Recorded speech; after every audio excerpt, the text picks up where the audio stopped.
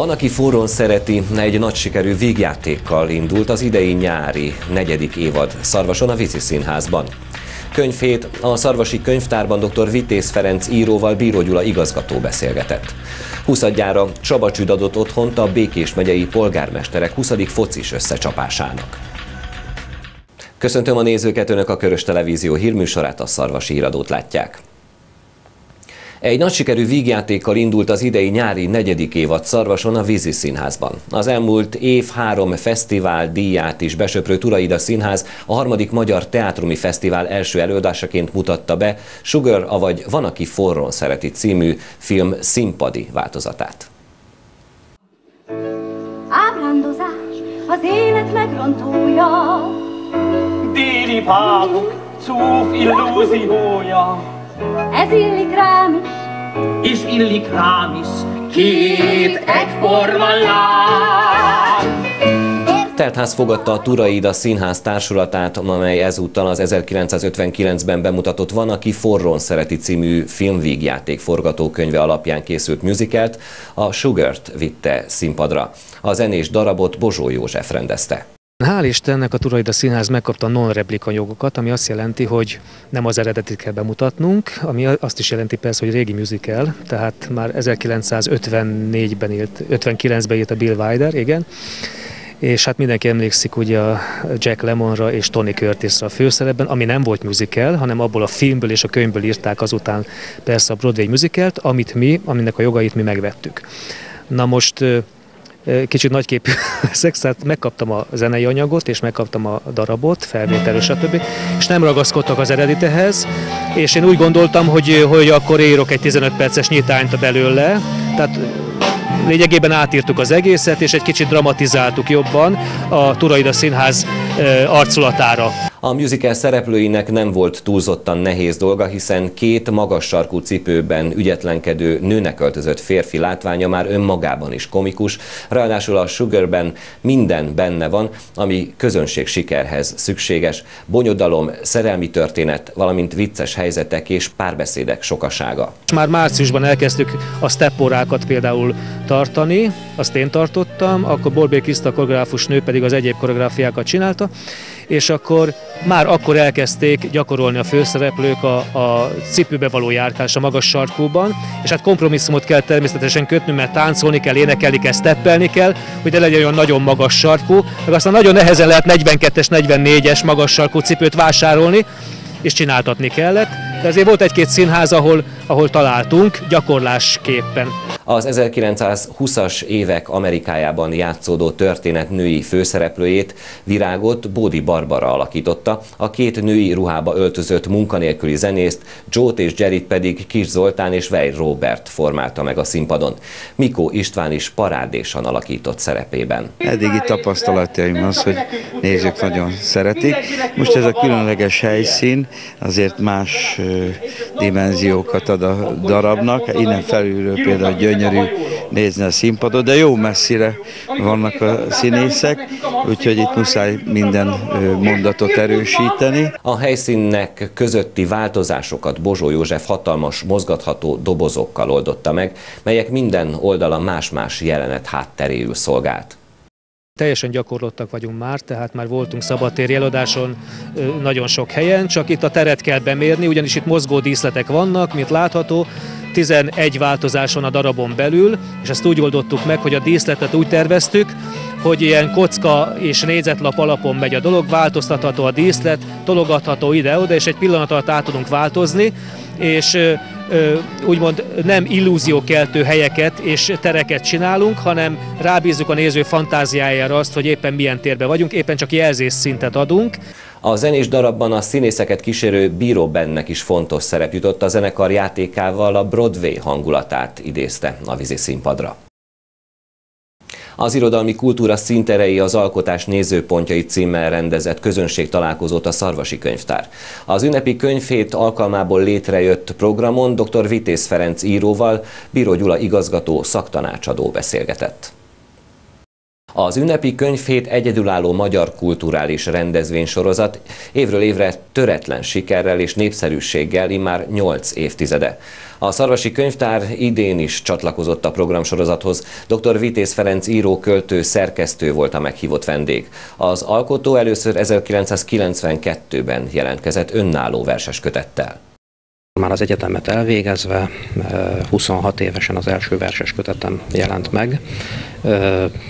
Sokat mondó címmel, lázadó galamb címmel, azt gondolná az ember, hogy valamiféle avantgárd kísérletezéseknek adott helyet, de ez csak félig igaz, mert a klasszikus metrumok, a hexameterek ugyanúgy benne, jól megfértek benne a képversekkel, a modern képversekkel, mint a központozás nélküli szövegek a szonettekkel, tehát volt abban minden. Dr. Vitéz Ferenc a Debreceni Református Hittudományi Egyetem docense, emellett az egyetem Kommunikáció és Társadalomtudományi Intézetének vezetője. Bejelentek meg regényeim, verses-köteteim, kis esszéim, publicisztikai válogatásaim, de 2002-ben volt a következő nagyobb állomás, akkor a PhD disszertációmat megvédtem, és utána annak egy fejezete tudományos műként is megjelent. A naív művészetekkel foglalkoztam, egyébként a népéleti ábrázolásokkal, tehát a vizuális antropológia területére kalandoztam, és ekkor indult meg tulajdonképpen az oktatói tudományos tevékenységem is. Főállásban ekkor kerültem a debreceni tanítóképző, Kölcsey Ferenc Református Tanítóképző Főiskolára, és az integráció után most már a Debreceni Református Hittudományi Egyetemnek vagyok az oktatója. Az alkotó sok más műfaj művelése mellett sikeresen működteti Nézőpont című folyóiratát, amelynek ő az írója, szerkesztője és kiadója is. Folyamatosan jelennek meg munkáim, szépirodalmi alkotások, verseskötetek, prózai művek, regények, tanulmánykötetek, monográfiák, a legújabb 2 verseskötet után éppen egy képzőművészeti kis monográfia, illetve 2 nappal ezelőtt volt a Magyar Írószövetség székházában a bemutatója a Felső Magyarország kiadó által megjelentetett Angyalkapuk és szövegjáratok című tanulmánykötetemnek, amely a oktatói, kutatói, egyébként széles érdeklődésemet próbálja úgy nagyjából lefedni. Vitéz Ferenc nevéhez csak nem 50 kötet fűződik, amely az oktatói munka mellett nem kis teljesítmény. Sok mindenről le kell mondani. Én azt szoktam mondani, hogy ez még mindig nem annyira költséges hobbi, mint hogyha régi autókat gyűjtenék.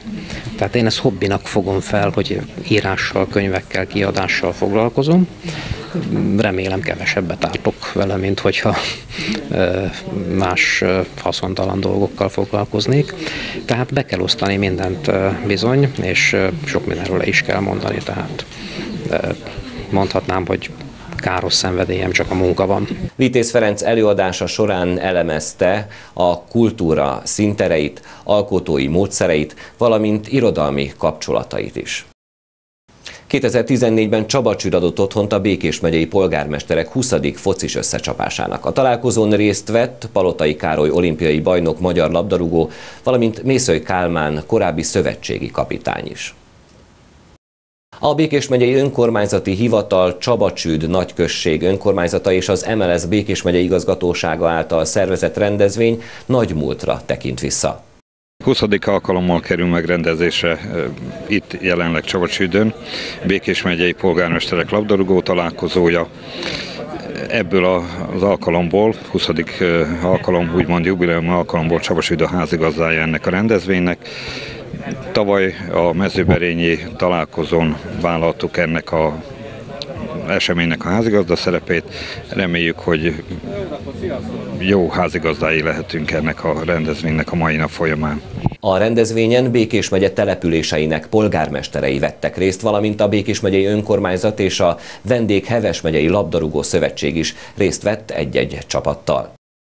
A célja egyébként most már 20 éve ennek a rendezvénynek az, hogy szeretnénk a települési vezetőkkel, a polgármesterekkel, jegyzőkkel nagyon jó kapcsolatot kialakítani, hiszen mind a múltban, mind pedig napjainkban is a legfontosabb szereplője az amatőr labdarúgásnak az a település vezetése, hiszen általában települések azok, akik a sportpályákat, a fotballpályákat rendben tartják.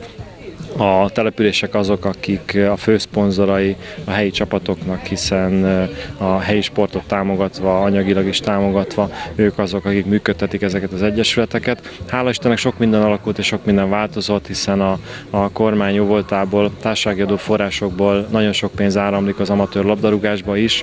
Szép emlékeket őriz Békés megyéről a 61-szeres válogatott korábbi szövetségi kapitány, Mészöly Kálmán.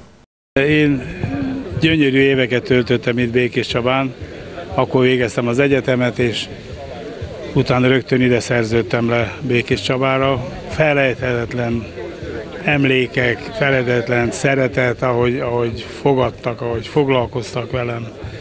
És hát amikor van lehetőség, akkor egyébként magánemberként is leszoktam jönni, de ha van valamilyen közös program, akkor természetes, hogy itt vagyok, régi játékosaim itt vannak, úgyhogy ez egy nagyon kellemes, és a futball az tud ilyen gyönyörűséget is produkálni, nem csak a rosszat, az eredménytelenséget, stb., hanem a szeretetteljes barátságot, és ennek a jegyében zajlott. A Tóth Marci az egyik kapusom volt, nagyon örültem, hogy a TF-re is beiratkozott, sportvezetőire, és egy nagyon komoly, a futball után is egy nagyon komoly sportvezető lett belőle.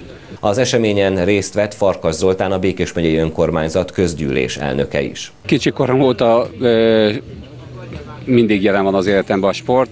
Most egy pár hónapja már nincsen sajnos egy sportsérülés miatt, de gondoltam, hogy megnézem mindenképpen a fiúkat, hogyan állnak helyt ebben a nagyon nagy melegbe, és hát természetesen, ami nagyon fontos, mindig nagyon jó hangulata van Békés megyében ennek a polgármester focinak, ami hát azért már 2 évtized, azért az mégiscsak egy komoly múlt, és azóta minden évben összejövünk egy évbe.